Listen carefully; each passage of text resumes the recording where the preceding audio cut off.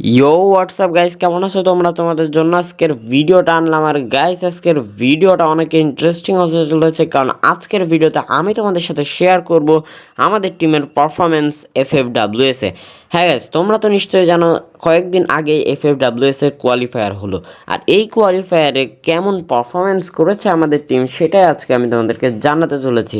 So let's go, বেশি দেরি না করে চলো আমরা সেই পারফরমেন্সটা দেখে আসি। তো গাইস, আমরা চলে আসলাম কন্টেস্ট থেকে এখানে এফএফডব্লিউএস এর এখানে। সো লেটস গো, দেখা যাক।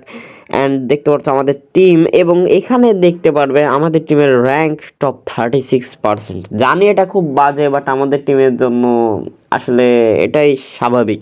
আসলে আমাদের টিম না, মানে এফএফডব্লিউএস এর জন্য ক্যাপাবল ছিল না, তবুও যা হয়েছে হয়েছে।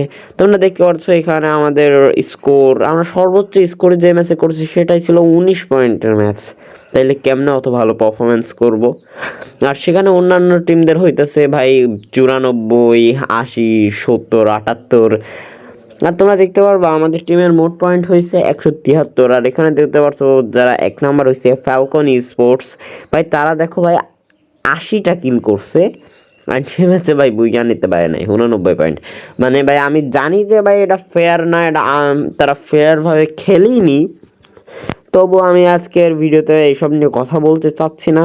সো গাইস, এটাই ছিল আমাদের টিমের পারফরমেন্স। দেখতেই পারছো টপ 36%, এটা লিটারালি মানা যায় না। আবার আমি সেটা তোমাদেরকে দেখাচ্ছি। তো গাইস, আজকের ভিডিওটা এই পর্যন্তই ছিল। ভালো থেকো, সুস্থ থেকো, টাটা, বাই বাই।